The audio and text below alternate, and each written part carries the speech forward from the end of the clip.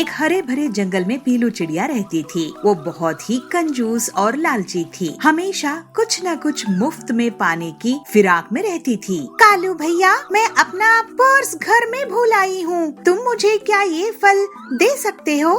मैं कल तुम्हें पैसे दे दूंगी। हाँ हाँ पीलू बहन, तुम ये फल ऐसे ही ले जाओ, जब भी मन करे पैसा दे देना। लेकिन पीलू कभी भी पुराने पैसे नहीं देती थी। ऐसे ही पीलू बहुत से पक्षियों से समोसे, सब्जी और अन्य चीज ले आया करती थी और उनके सरल स्वभाव का फायदा उठाया करती थी। पीलू बहुत ही आलसी होने लगी और उसका लालच दिन ब दिन बढ़ता ही जा रहा था। अरे बंटी बेटा, तुम अकेले अकेले चॉकलेट क्यों खा रहे हो? मुझे भी तो दो। पीलू बच्चों से भी चीजें ले लेती थी। एक बार पीलू जंगल में मुफ्त की चीज के फिराक में घूम रही थी। तब वो सुंदरी को अपनी भट्टी में काम करते हुए देखती है। सुंदरी बहन, तुम भट्टी में क्या कर रही हो? पीलू, तुम मुझसे अभी बात मत करो, मुझे अभी बहुत काम है और वैसे भी मैं तुमको मुफ्त में कुछ नहीं दे सकती, तो जाओ यहाँ से। अरे बहन, गुस्सा क्यों करती हो? मैं तो बस यूं ही पूछ रही थी। काम खत्म करने के बाद मुझे गरम कोयलों में पानी डालना है। पीलू मन ही मन सोचती है कि अगर उसे जलते हुए कोयले मिल जाए तो वो उन गरम कोयलों में आराम से चाय बना सकती है। अरे सुंदरी बहन, कोयले में पानी डालना अपशगुन होता है। तुम्हारी दुकान इसलिए ज्यादा नहीं चलती है। लेकिन अगर मैं पानी डालकर कोयले को ठंडा नहीं करूंगी तो उसके अंगारे हवा से उड़कर किसी को जला सकते हैं। देखो बहन, मैं वैसे ही खाली रहती हूँ। मैं तुम्हारे जलते हुए कोयलों की देख रेख कर लूंगी। तुम अपना काम खत्म करके चली जाना। सुंदरी पीलू की बात मान जाती है और वो कोयले में पानी डालने के बिना ऐसे ही चली जाती है। फिर पीलू मौके का फायदा उठाकर उसमें चाय बनाने लग जाती है। ये मेरी मुफ्त की तंदूरी चाय है। पीलू चाय का मजा ले रही होती है, तभी वहाँ हरिया काका आ जाते हैं। अरे पीलू, तुम इतनी बड़ी भट्टी में अकेले के लिए चाय बना रही हो कि चाय की दुकान खोल रही है? अरे हरिया काका, आप भी किस जमाने में रह रहे हैं? ये पीलू है, पीलू एक नंबर की कंजूस और आलसी। इसे तो मुफ्त की चीजों की आदत है। इसे काम धाम नहीं हो सकता। ये चाय भी मुफ्त में ही बना रही होगी। हाँ बबली, तुम सही कह रही हो। ये मुफ्त खोर ही है। इससे कोई उम्मीद करना भी बेकार है। ये सब ताने सुनकर पीलू बहुत दुखी हो जाती है। मुझे हर कोई मुफ्तखोर ही समझता है। आखिर मैंने काम ही ऐसे ही किए हैं। लेकिन अब से मैं मेहनत करूंगी और इसी तंदूर में अपनी तंदूरी चाय की दुकान शुरू करूंगी। जो मुनाफा होगा उसको मैं सुंदरी के साथ बांट लूंगी। पीलू सुंदरी से अपनी बात कहती है। ये सुनकर सुंदरी उसे तंदूर चाय बनाने की इजाजत दे देती है। तंदूरी चाय ले लो, तंदूरी चाय, तंदूरी चाय ले लो, तंदूरी चाय। ऐसी चाय आपको पूरे जंगल में नहीं मिलेगी। पीलू की आवाज सुनकर लोग उसकी दुकान में इकट्ठा हो जाते हैं और उसको मेहनत करता देखकर सब हैरान हो जाते हैं। फिर चाय पीने के बाद सब उसकी चाय की तारीफ करते हैं। वाह पीलू, तुमने तो इतनी टेस्टी चाय बनाई है कि इस ठंड की मौसम में तो मजा आ गया। तुम ये चाय मेरी ऑफिस सप्लाई करना, वहाँ 30 लोग हैं। तुम्हारी चाय मेरी बॉस को बहुत पसंद आएगी। आप सभी की तारीफ के लिए बहुत धन्यवाद। मैं तो आप लोगों से मुफ्त में चीज लिए करती थी, लेकिन अब मैं आप सबको हफ्ते में एक दिन मुफ्त में चाय पिलाया करूंगी। उसकी बात सुनकर सब बहुत खुश होते हैं और उसकी चाय का मजा लेते हैं। पीलू और सुंदरी की तंदूरी की चाय की दुकान चल पड़ती है और पीलू एक मुफ्तखोर आलसी चिड़िया से एक मेहनती चिड़िया बन जाती है। सुंदरपुर नाम का एक राज्य था। उस राज्य में एक दिन एक मुसाफिर आता है जो साधु जैसे पहनावा पहना था। वह शहर के बाहर एक बरगद के पेड़ के नीचे ध्यान के लिए बैठ जाता है। कई दिनों तक वह साधु वहाँ पे बिना कुछ खाए पिए ध्यानस्थ होकर बैठा था। उस राज्य के लोगों को यह लगने लगा कि यह बाबा सच में कोई महान संत है, तो सारे उनके दर्शन के लिए आने लगे। जब यह खबर सुंदरपुर की राजा तक पहुँचती है तो वो खुद भी बाबा के दर्शन के लिए आ जाता है। जैसे जैसे समय बीतता गया तो राजा का वह संत पर विश्वास भी बढ़ने लगा।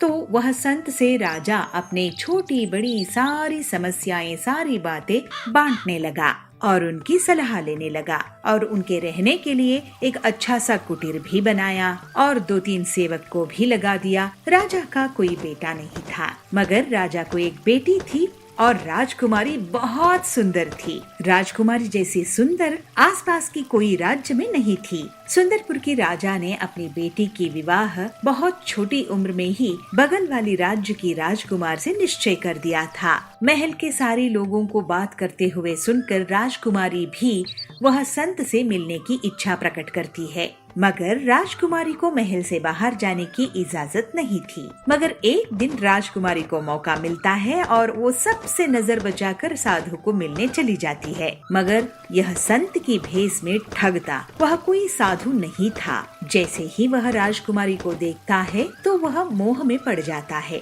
और राजकुमारी से विवाह करने की आलोचना करता है। राजकुमारी केवल दिखने में सुंदर नहीं थी, बहुत होशियार भी थी। उसने वो साधु की आंखों में वो लालच देखी और उसे समझ में आ गया कि यह साधु कपटी है। जैसे ही मन में ये विचार आया, राजकुमारी वहाँ से भाग निकली, मगर साधु भी उसके पीछे पीछे उसको पकड़ने के लिए भागा, मगर वह पकड़ नहीं पाया। तो उसको बहुत गुस्सा आया। मुझसे बचकर कहाँ जाओगी? देखो तुम्हारा हश्र मैं क्या करता हूँ। अरे ये तो साधु नहीं है, ये तो कोई कपटी है, इससे तो बचकर मुझे महल पहुँचना ही है। राजकुमारी सोचती ही रही, मगर साधु ने अपने हाथ में जो त्रिशूल था उसको जोर से राजकुमारी की ओर फेंक देता है और राजकुमारी के पैर में वो लग जाता है।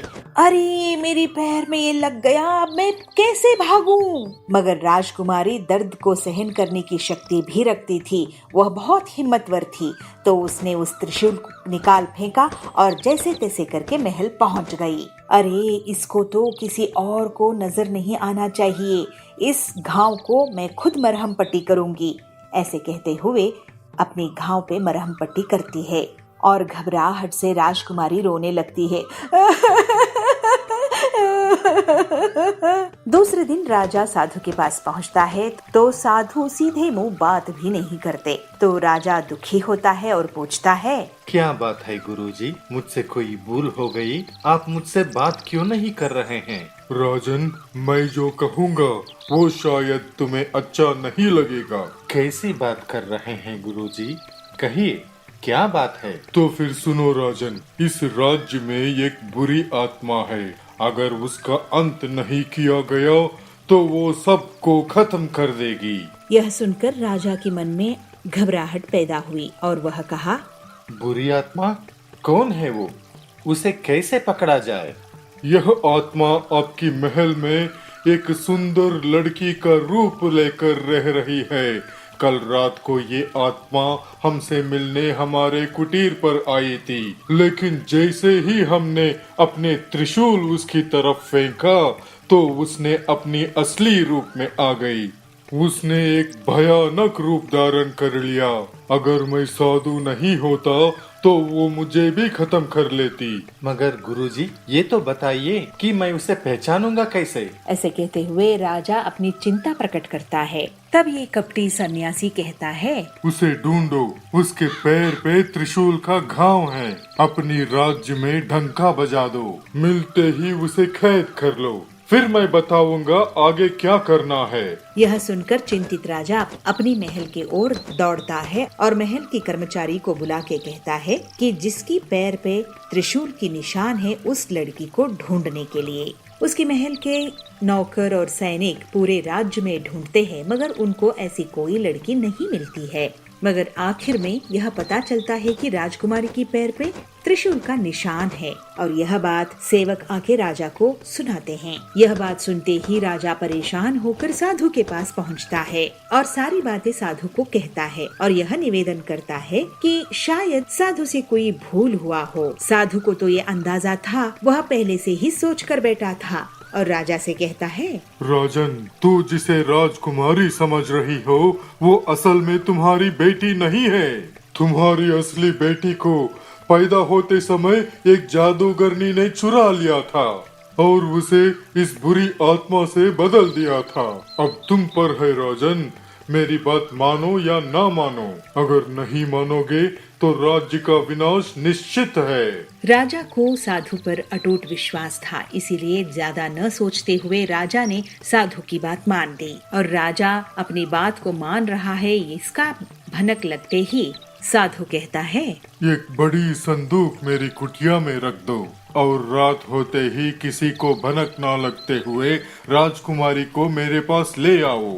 राजा बिल्कुल वैसे ही करता है जैसे साधु ने कहा था और राजा और साधु दोनों मिलकर उस संदूक में राजकुमारी को डालकर उसको बंद कर देते हैं और रात को ही उस संदूक को नदी में बहा दिया। उसके बाद राजा महल चला गया और साधु अपने कुटीर। मगर साधु को अभी भी संतुष्टि नहीं मिली थी, क्योंकि वह खुद राजकुमारी को सजा देना चाहता था। इसलिए कुटिया में पहुँचते ही अपने 2 शिष्यों को बुलाते हैं और कहते हैं कि उन्हें सपने में भगवान के दर्शन हुए और भगवान ने कहा है कि नदी में तैरते हुए संदूक एक उनको मिलेगी और उस संदूक में बहुत कीमती चीज है और इसलिए दोनों शिष्यों को कहता है कि वो तुरंत जाए और वो संदूक को ढूंढ के कुटीर में ले आए। गुरु की बात सुन के दोनों शिष्य नदी की ओर चल पड़ते हैं। अगले दिन पड़ोस की राज के राजकुमार नदी किनारे शिकार पर आए थे। अचानक राजकुमार की नजर नदी में तैरते हुए संदूक पर पड़ती है और वह सैनिकों को तुरंत वह संदूक बाहर निकालने की आदेश देते हैं। इतनी बड़ी संदूक को देख के राजकुमार को थोड़ा आश्चर्य तो हुआ, मगर वह संदूक को खोल के देखने की निश्चय करते हैं और खोलते हैं। जैसे ही संदूक खोलता है तो वह आश्चर्य और बढ़ जाता है, क्योंकि संदूक में बहुत सुंदर सी एक कन्या थी। इतनी सुंदर कन्या राजकुमार ने पूरी अपनी जिंदगी में कभी नहीं देखा था। राजकुमारी डरते ही संदूक से बाहर आती है और राजकुमार को सब कुछ बताती है। राजकुमार भी स्वयं अपना परिचय देते हैं कि वो पड़ोस की राजकुमार है, जिसकी शादी राजकुमारी के साथ बचपन में तय हुई थी। राजकुमार राजकुमारी को सांत्वना देते हुए कहते हैं कि वह तुरंत वहीं पे गांधर्व विवाह करेंगे और उन दोनों ने गांधर्व विवाह कर लिया। और सैनिकों को राजकुमार आदेश देता है कि उस पेटी में एक जंगली बंदर को बंद करके फिर से नदी में बहा दिया जाए। राजकुमार राजकुमारी के साथ अपने महल वापस चला जाता है। इधर साधु के दोनों शिष्य पेटी को नदी में तैरते हुए देखते हैं और उस संदूक को ले जाकर साधु की कुटीर में रख देते हैं। पेटी को देखकर साधु को बहुत संतोष होता है और वह दोनों शिष्यों को कहता है जब तक वो ना कहे तब तक कुटिया के अंदर ना आए और कुटिया के बाहर पहरे पे खड़े हो जाएं। फिर क्या था, साधु ने कुटिया की दरवाजा बंद किया और संदूक को खोला। पेटी से निकली हुई बंदर साधु के ऊपर कूदकर उसको बहुत सताती है। साधु चीखता रहा, चिल्लाता रहा, मगर कोई कुटिया की दरवाजा नहीं खोला। इस तरह साधु को अपनी किए की सजा मिल गई।